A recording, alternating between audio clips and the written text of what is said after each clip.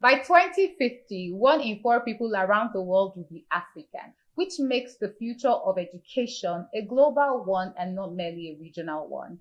When we speak about education and technology, you would agree with me that this is a timely conversation that we need to start having. My name is Aderonke Ambali. I'm the founder of Brint, and my guest for today is Mr. Sodiq Adebalogun. Thanks for Welcome to the podcast. Thank you for stopping by. Mr. Sodiq is a strategy and innovation leader working at the intersection of education, technology, and digital transformation. Wow. Through his work in EdTech, product innovation, and founder development, he's focused on expanding access to opportunity and helping shape the next generation of African builders, innovators, and future CEOs. That's a lot, but well done. And welcome again. So today we'll be speaking about developing Africa's next generation of unicorn founders through education, innovation, and technology. Let me start by asking you, what does that even mean to you? Yeah, thanks for measuring beyond my height, maybe beyond my size. And it's good to be here, first of all. I think the bottom line of this conversation, why I feel this conversation is important, is because in 2014, let me give you a very insightful data about that. In 2014, the NESG, that is Nigeria Economic Summit Group, put out the data about 40% of people in the age of 15 to 24 are unemployed, especially graduates.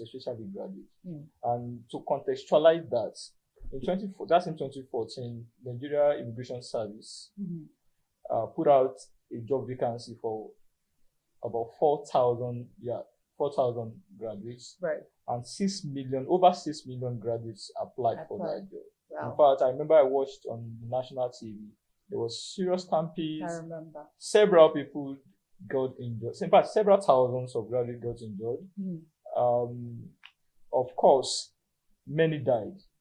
That is a tragic situation that is due to unemployment, no job. We keep churning out graduates every year, no jobs. We keep churning out robots that cannot create jobs and they want to seek for jobs. That is the situation of our education system, and something needs to change. And that also what triggers the creation of Tech in Africa in 2016. And of course, it is also important. That also makes it important that we create a kind of education system that can build builders in our economy, not the one that will destroy our economy. And of course, we are not on that tragedy yet. Also, it's also build, having that kind of education also, or having builders, or let me say entrepreneurs, also creates a very viable environment. People don't have to japa to live properly. I don't have to think twice before boarding the bus from Lagos to Abuja or Kaduna, because I don't want to get caught by bandits or Boko Haram or whatever set of people that are not doing well. I also want to live in an environment where courtesan, is not. I remember when I have a farm in Imota some year back, I have to close down because of courtesan. Every time I go there, I have to run, drop the car, and I start running there. That means that environment is not safe. I'm not even safe, even though I'm doing quite well. So everybody is not safe for the kind of environment that I find ourselves, the economic situation we find ourselves. And that is why this conversation is very important for every African. Every African. Yeah, that's it. Right. So I hear you. How pivotal do you think education and technology, how much of a role does it play in building the next generation of unicorn founders, considering that we don't have a lot of that, right, in Africa or from Africa? But how do you think that education and technology is has a great role to play in developing the next generation of unicorn founders if we ever, get there? Yeah. So I think maybe I want to reframe that question. But let me just say first of all that this modern world, any education that does not prioritize innovation, that does not prioritize, at least that does not give the students the idea of what technology is not more education. I agree. As far as I'm concerned, because that's the world we have found ourselves. Right. And so that is what every parent and everybody needs to know, first of all. And and to produce unicorn founders, that means that the education must be intentional. Like I said earlier, must prioritize innovation, must prioritize creativity, and must also give room to great character, because that is at the center of everything. Right. So, and if I'm going to enroll, okay, let me just stop there. That's kind of education that's right. Yeah. I see what you mean, but what do you think is the gap? Why are we not producing as many unicorns as other countries? I mean, the answers are obvious, but are there some fundamental gaps that we need to look at? Yeah, they are obvious, but as a builder, I will just tell you, I'll contextualize it. Right. So my experience, right. I've built about 3 startups, and 2 are currently surviving. And what I feel is that the education system. In fact, I remember I'm strongly academic. Right. And to be honest, I struggled when I started building, tech startup. And the first issue I had is failure. We have been told that failure is such a bad thing. It's such a bad thing. So when we started Tech Chain in 2017, I was, why me? Why? I didn't see it as a learning tool. It was a point that I felt like, I think I have to just get used to this failing thing, because that's the way the world, even life, even teaches you. Right. So that is the first. You see that the education system have confined us not to make trials, not to challenge the status quo, just to be safe at our comfort zone. In fact, that is why many graduates also want to always seek for a job. They want to be at the comfort zone, because that is how we have been built. Right. So that is one thing that I pick. That is a big. So the education system needs to change. Okay. So let me veer off that part for a bit. You mentioned something about failure and about a tech startup that did not survive. Which, I mean, we win some, we lose some. I think I was having a conversation recently, and sometimes I wonder. So in our industry, like EdTech, where we operate in, I think I was saying it yesterday that I noticed that a lot of EdTech companies who were even backed with a lot of money, millions of dollars, they raised a lot of money, still did not survive. Sometimes because I'm running in that space, I get a bit, nervous, jittery, and I'm like, what's going to happen? And sometimes it impedes how I try to scale. I'm I try to scale careful. I try to scale before I move to the next. I'm sure I understand this season. So I'm not doing so much with funding and all of that. But why do you think that we have a lot of EdTech companies that have gone before us, had all this money, all the resources, but still did not survive? Yeah, thanks. So I think this is a very crucial question, because I would have even saying it before you. Right. It's a very crucial one. Right. But first, I need to say that money is very important. Access to capital is also as important as even the knowledge. So getting that money is important, but there are many other factors that affect them. For it, we know of Kibo. What Kibo. So let me just contextualize it again. And this is what I know about other startups. Another thing is that if you are going to build, environment is not friendly, to be honest. Not. So if you are going to build a startup now, you have to be on local government. So you have to provide basic infrastructure, electricity, internet, and all of that. Right. So, and also you have to do, because we don't have data.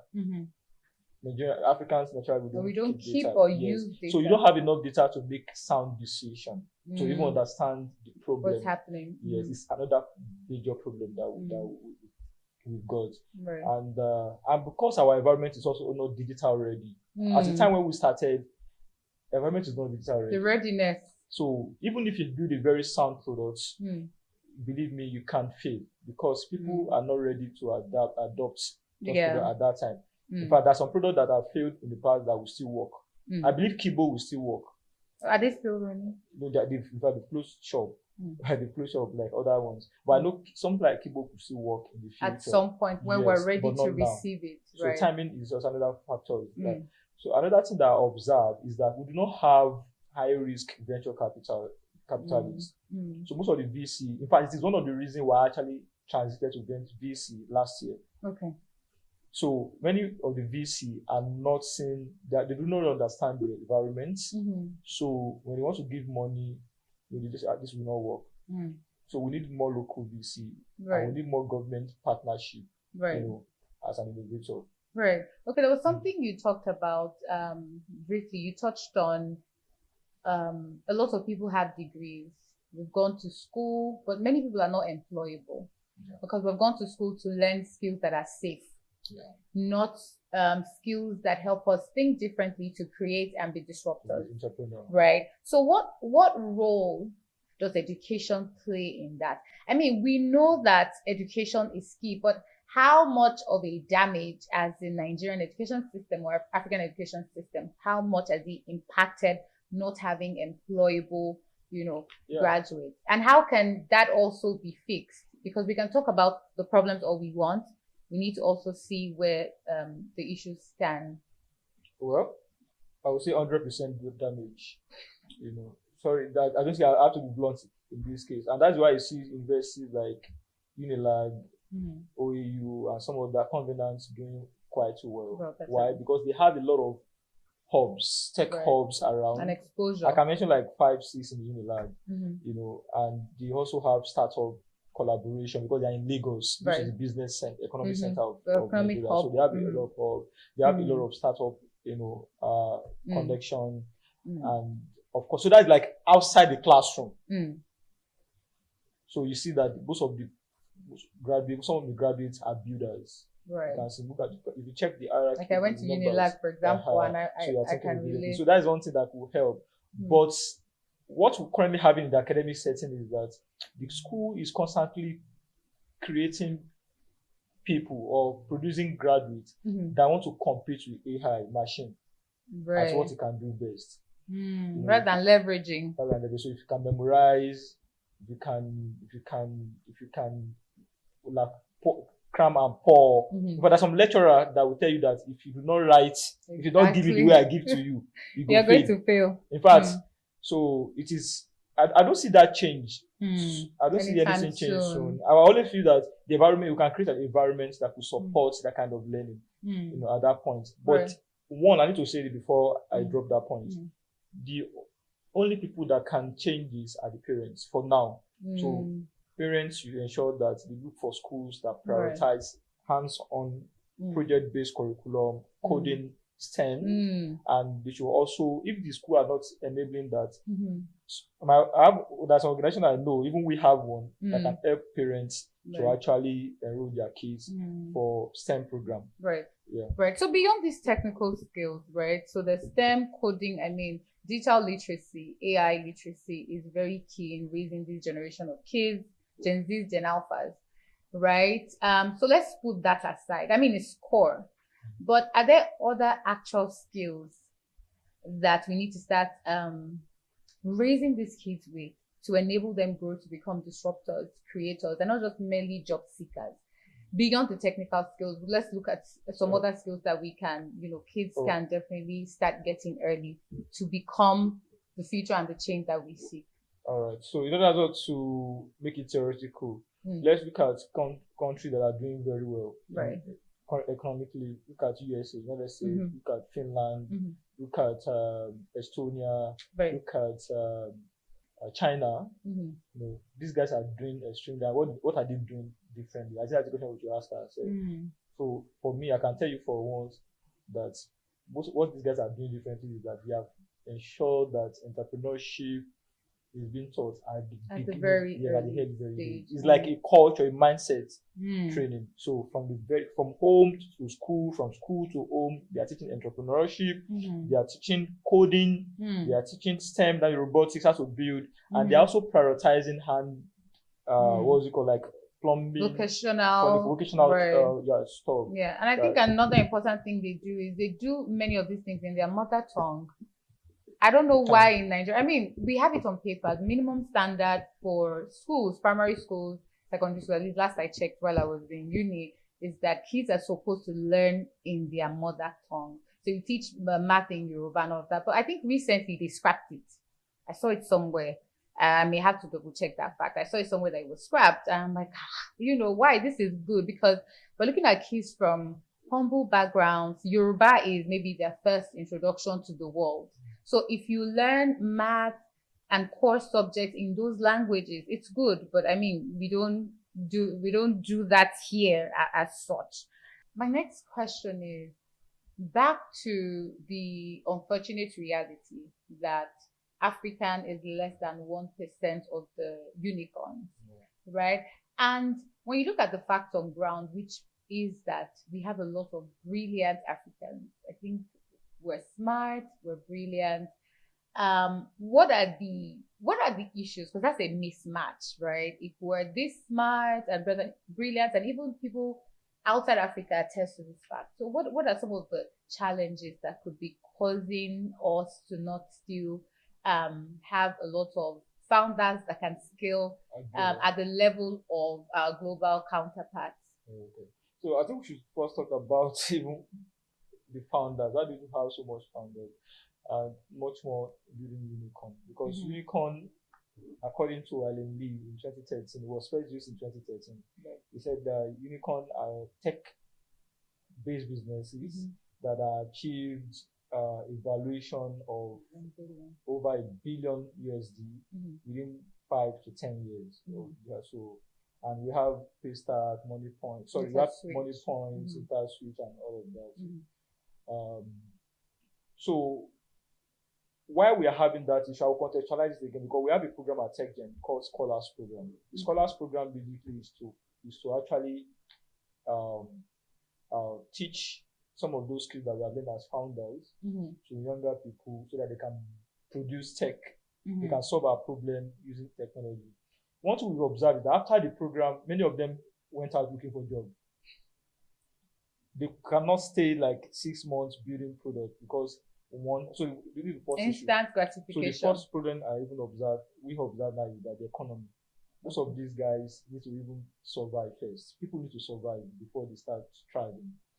So it was not easy for us to get them build those stuff because they need to survive. Right. So another thing that would have solved that problem, which leads to the second issue, is access to capital.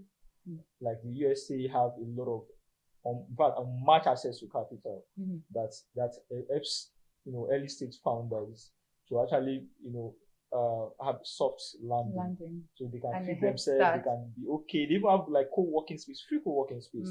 Thanks for Lagos State. I think Lagos State is doing quite well in that regard, but not so robust as other developed nations. So I've mentioned one, economic situation of the country. I've mentioned the access to capital. And another problem that we also have is the mindset. There are people who are okay. They are okay. They have everything. They are even skilled. That is technically skilled, but they don't have the mindset of creating something or building something. So that is why the early stage learning that we're talking about, which is entrepreneurship and coding, the mindset at the early stage of like when your child is 6-7. You start teaching them all of these things. That's why it's very important. In fact, it also faults the kind of education we have again, because education is another issue that we need to state here. Because according to Williams Bosler, he got the Nobel Laureate Prize in 1923. Right. And the way he defined education was that, or the way he talked about education is that education shouldn't be about feeling of the pain. Pain means the best to somebody, like a child. It's about lighting of the spark. So like it's about getting that child to be curious, to be a lifelong learner. Right. And I will give you a very typical example. ULSN was recruiting for chemistry teacher some time ago, and a friend applied, and they asked him, what are the states of matter? He said solid, liquid, and gases. Meanwhile, that was what we were taught at the time when we were in school. Right. But 20 years, even at the time we were in school, the scientific research have advanced, and they've now discovered plasma and instant condensate, if I'm not forgotten. But we're not taught them. That means that our textbook is not being updated to meet up, with the global. And when we see check, I see check this last last year. It's still the same thing: liquid, solid, liquid, and gases. Nobody is changing it. Government is not looking at it, and this book are being revised without content, without quality content. These are issues that we're not talking about. So I've talked about education, which is still lagging. I've talked about economic situation. I've talked about access to capital, and also we need to not put out the effect of global network or having access to global ideas. Because when you traveling out, or even schooling abroad, or being in a network where people think in a global scale also helps. Because eventually, like, building a unicorn is not more about the idea, it's more about the execution. So you can think about execution to the level of the exposure. So these are things I feel setting up back. Quite unfortunate, our education system. We can talk about these things all day, right? Now let's speak about, because we don't know who may catch up on this podcast rather. Now let's speak about, we've highlighted the problem. We all know that these problems are there. The education system matching with the global standards, but what sort of support system do we need for future founders? Let's bring it home and be real for once. You talked about traveling, opening the mind and all of that, which is very true. But for a regular young girl in Aderonke, right, who probably doesn't have the kind of exposure or the kind of opportunities that can open or broaden her mind to build something that can change the world or even the environment around, what are some of the support systems that the government can start to look at, or even we as individuals? Because I don't think we're also left out. In our little small world or small bubble, we can start something. I mean, I for one, I think recently I was looking at, because I've interacted a lot in the past with children at the grassroots level, at primary education level, right? When I started my career in the early years, a lot of them, 17 years, 18 years old, they cannot read and they cannot write. This is real. They're in school, they're in grade 6 or primary 6 or year 6, as we know. They can't read, they can't write. And I know that I've just not had the time, but I'm looking at early literacy and tech skills at that level. Take on one local government by another local government. But that's what I plan to do in my own, corner. What other form of support systems can we have for the future founders? Young and those that are at the verge of, they're adults already, 21, 22. They're looking to create. What kind of support systems can we start to provide for those? Thank you. I think we need to have more tech in Africa. I will give you. But you need to tell us what you're doing with now, tech gen. What we do is that we are producing the kind of we are nurturing the next generation of tech innovators. We are building the builders. We are building people who will change the world. We are building the next generation of CEOs, founders, innovators, disruptors, and those who will really change the status quo as a nation. Besides 2017, I tell you that even the organizations also are not getting enough support. So, but let me tell you how we can solve one of these two we have done. But I will tell you something. In 2018, I went to Ekpe. Ekpe is more like a suburb, like this who are like you mentioned, who are not advantaged like some of them in the city. So we went for a training. After the training, then we got a boy who joined us at TechGen. So doing our innovation lab. So he graduated. As I'm talking to you, the boy worked remotely with some international company, earning in USD. And I tell you that this is a guy from, let's say, I don't say a village, a suburb. So that is one thing that big things can happen from small. Another thing is that this same guy I'm talking about is built like an innovation lab in Ekpe currently, and is building a lot of stuff along other guys. And these are the little things that we can do as individuals. And we are still doing them. We are not going to stop. We just know that government need to support this more so that we can do more, right? And more tech gen should also come up to help. So government, this morning I was coming I was coming here, I saw that Honorable Moruf Tunde Alausa, which is the current Minister of Education, ruled out that we started IBIC, something like that. I think innovation, entrepreneurship, innovation, and business incubator certification program for schools. This is one of those ways government can actually, help and support. I also would not want to forget that Honorable Bosun, Tunji Bosun, also have a program called there's this tech coding program they are doing across Nigeria states, to also help include those who are marginalized to get into tech program. But ultimately, government needs to disrupt the education system. Something huge, Yes, government will disrupt the education system, and so that we can have a more robust support. That is foundational. Right. There's nothing we can do about it. All right. Thank you very much for that. So I have a bias, and I may be wrong, but I just want to put it out there. Do you think that a lot of people, education is not that fancy to invest in? Do you think that, or do you think some other people will think that, there's a lot of people who invest in supporting, people with education and all of that? But do you think that so you talked about a boy in Efe who opened an innovation lab or something like that.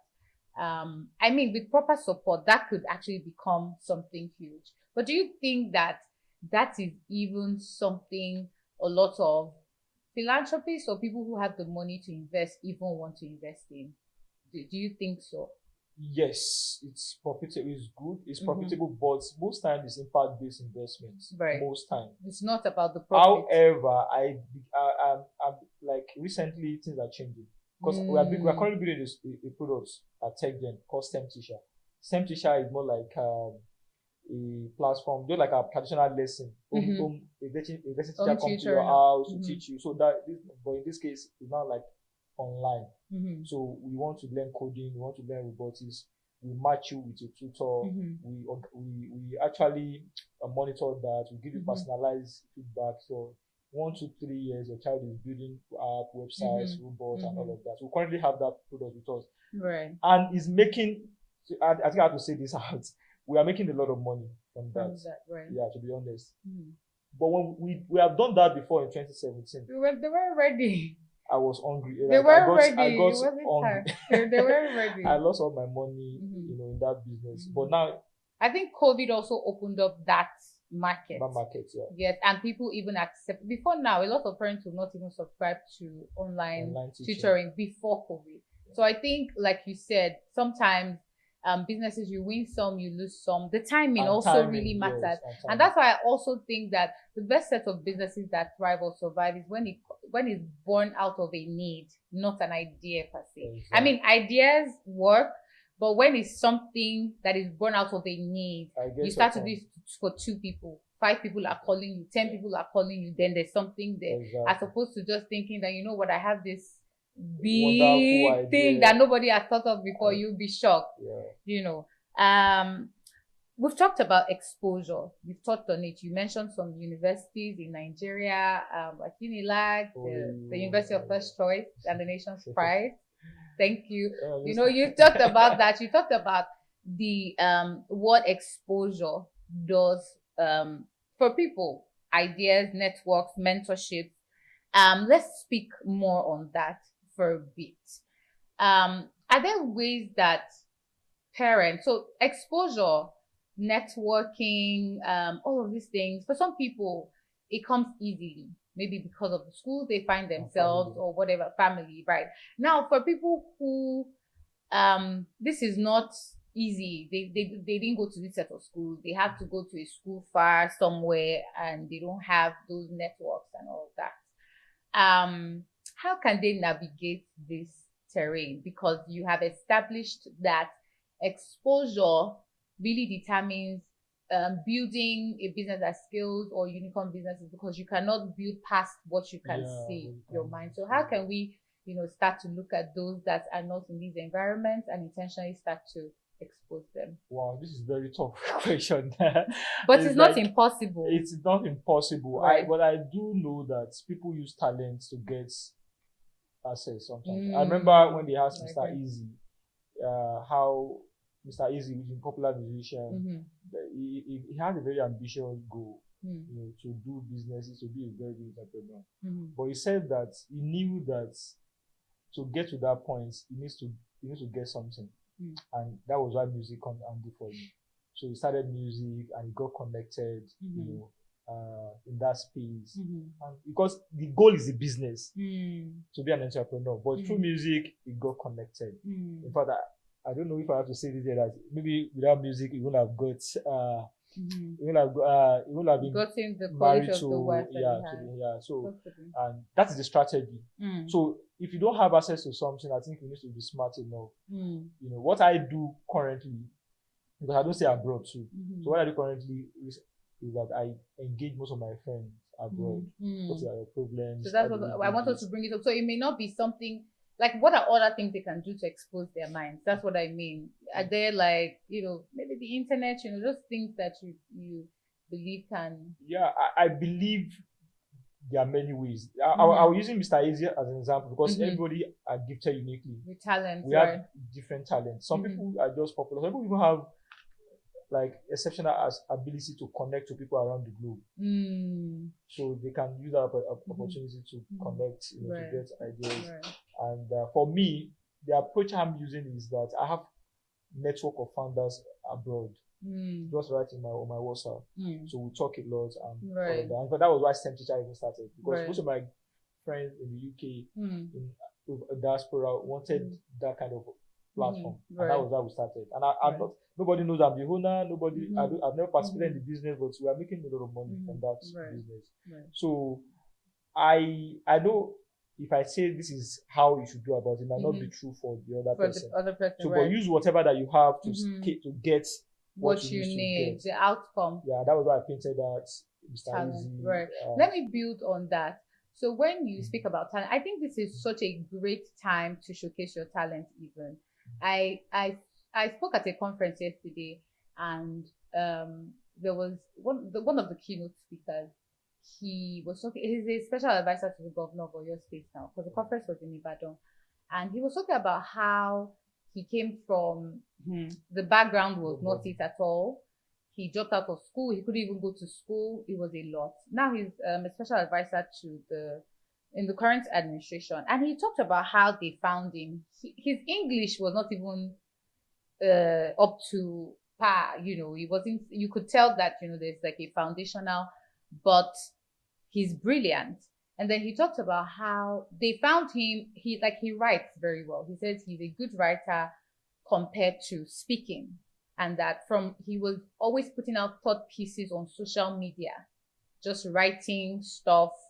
The things he would think about, he would write them, and that was how he was spotted or found. And now he's serving on. So I think I'll build on that. When you say talent, it's important that now, if you think there's something unique that you have, start putting it out to the world.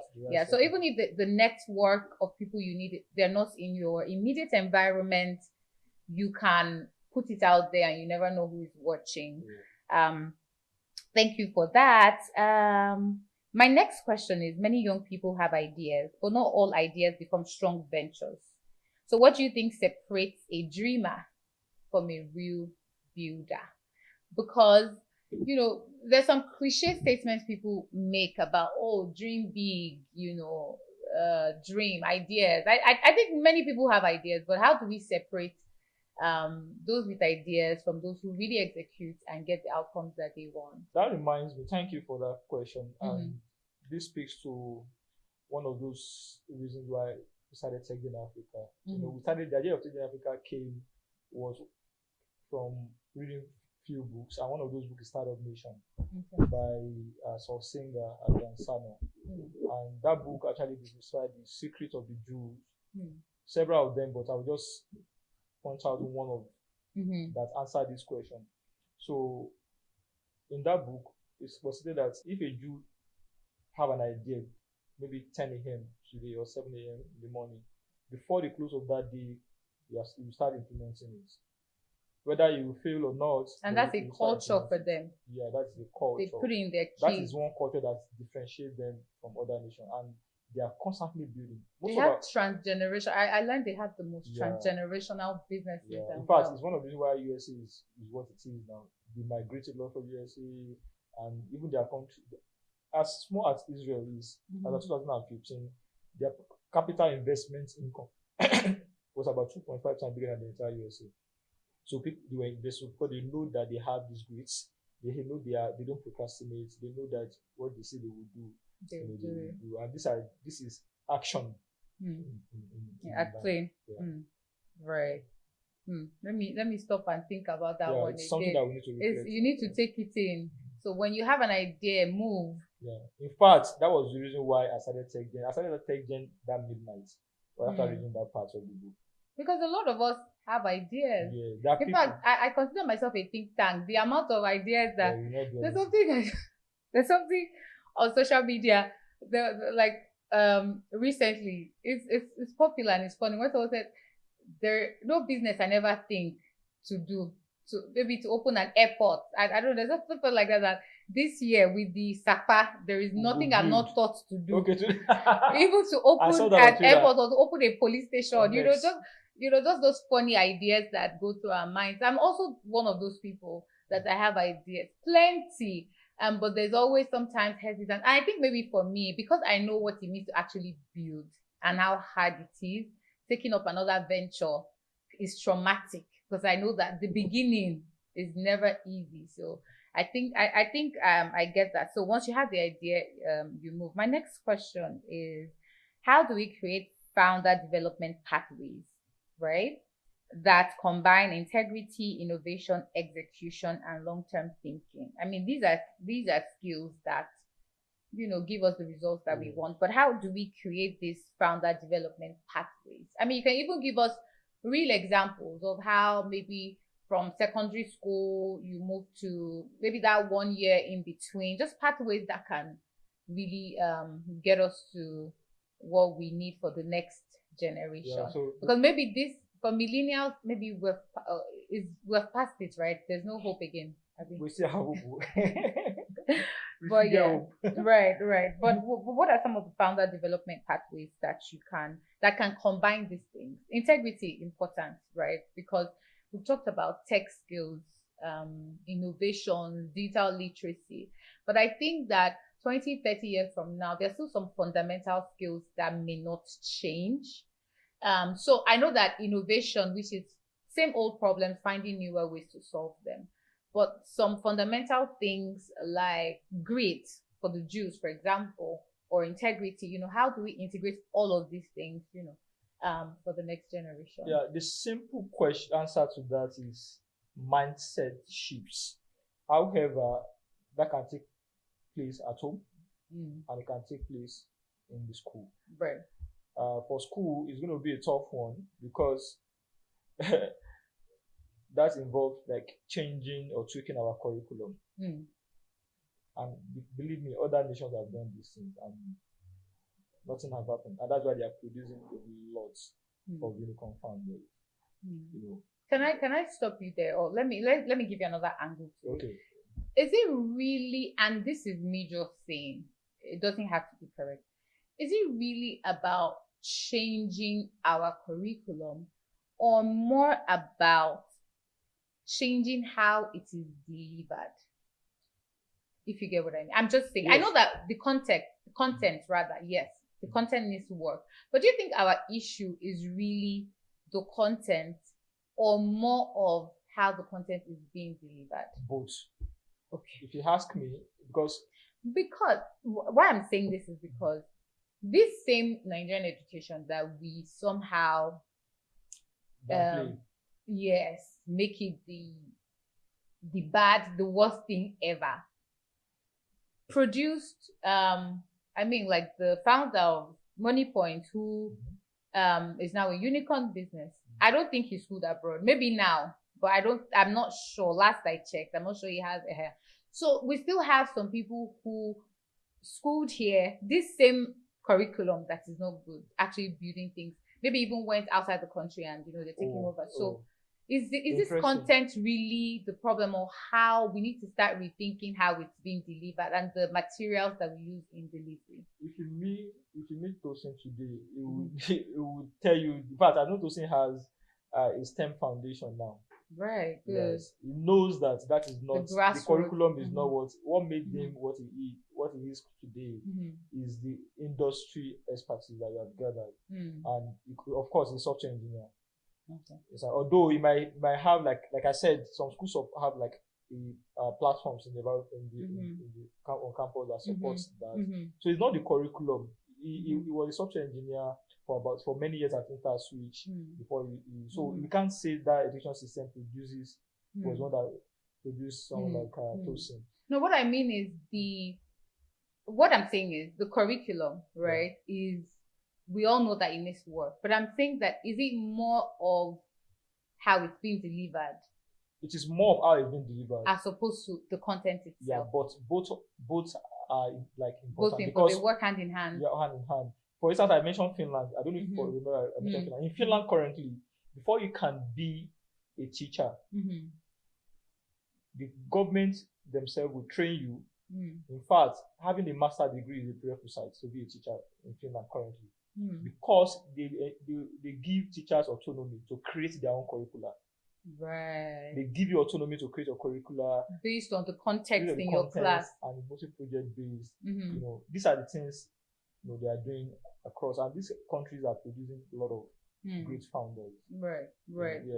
And I think it answers my question, what you just said, because sometimes the curriculum is very sample, like we have to do it like this. But sometimes as a teacher, knowing how to bring it home and use it to how to bring it home and make sure that and then make maybe evidence-based learning where whatever they have learned, they're actually making like a proof of learning, making something out of it, and actually so that way you're also learning what the real world is like, not just cramming and pouring, if you get what I mean.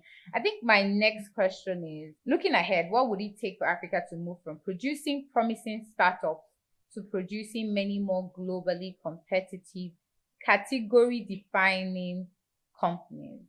What would it take for us to move from where we are to? It looks like we have answered that question. There are many parameters that needs to come into place. And education cannot be compromised. Right. So I think I'll just leave that. That is like constant case. And we also need innovation leaders to come together to create a connected ecosystem. Right. And that's why I think this every parent or everybody who is concerned should listen to this carefully. If you want to go to school or you want to put your child in the school, make sure that you are looking for a school that supports modern education. And what is modern education? The modern education is an education that prioritizes innovation. It prioritizes creativity and is given from growth mindsets. Right. School like UNILAG is on that track. I'm saying it again. School like OAU is on that track. Covenant is on that track. There are many other schools on that track.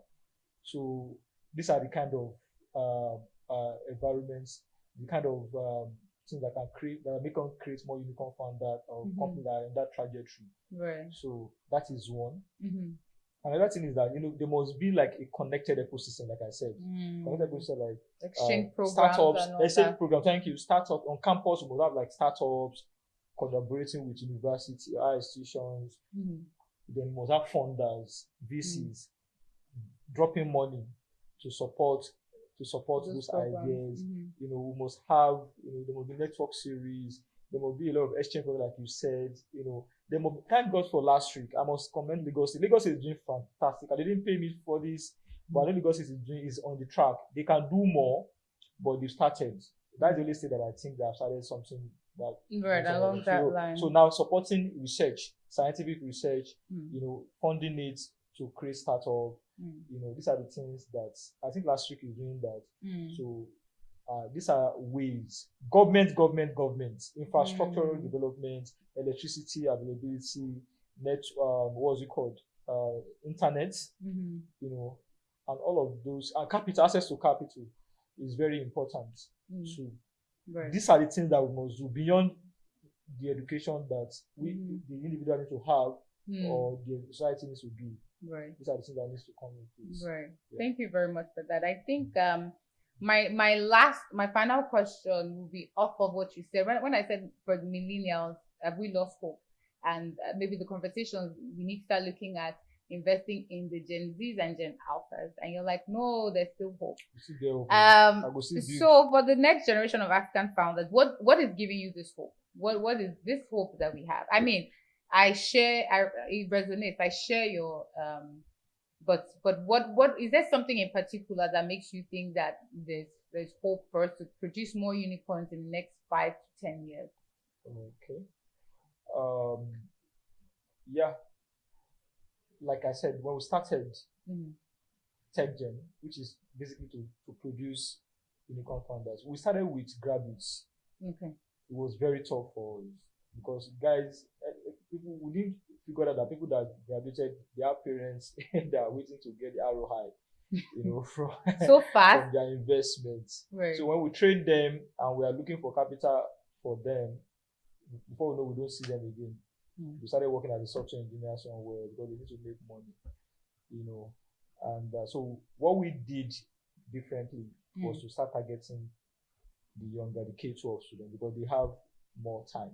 Yeah. Right. So we teach them coding, STEM, and why I say it's more promising because we have many of them now. We have many of them that are doing very well, working remotely with national companies, even while they're in university.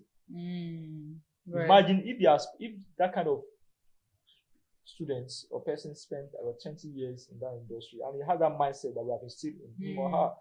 Like I said, I use one of them as an example in the This is one of the ones. They have time to experiment. Yes, he has built an innovation hub in this environment in Ekpe.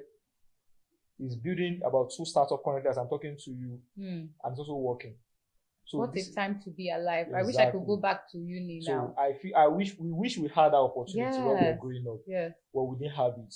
But we can give, back to them. What so the hope is hinged on the fact that you're seeing the work that you're doing and you're seeing some of these results. So that's the hope that you have. And I mean, it's a good thing. Yeah. It's a good thing.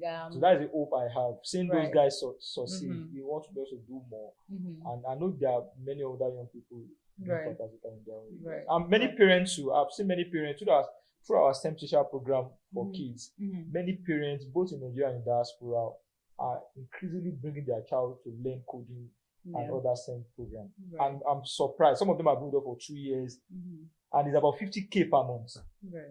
Many of them are doing it for 2 years, 3 years, and they're paying. Some would even pay more. Some even say, this is festive period. Yeah, enjoy your teaching. They will give us something. And these are the kind of parents that we have now. And I really want to say that kudos to all the parents who are taking their time, being intentional about to invest in the futures of their kids. And if you don't know yet, for parents who do not know yet, I think they should start thinking in this direction. Because the future is for the children or the youngsters that can actually, make use of technology or understand the power of technology. Digital literacy. That's the way forward. It's going to be a wasted investment. Right. Thank you very much for having this conversation with me. I really appreciate it. It was very insightful. It's my pleasure. Thank you very much for sticking around and watching. If you enjoyed this conversation, please give us a thumbs up in the comment section. If there's a part of the podcast that resonated with you as well and you really love, please let us know about it in the comment section as well. And if you're watching or you have been following us, but you have not subscribed, liked, shared this with someone, 1 or 2 people, please make sure to do that. Thank you very much for watching. See you on the next episode.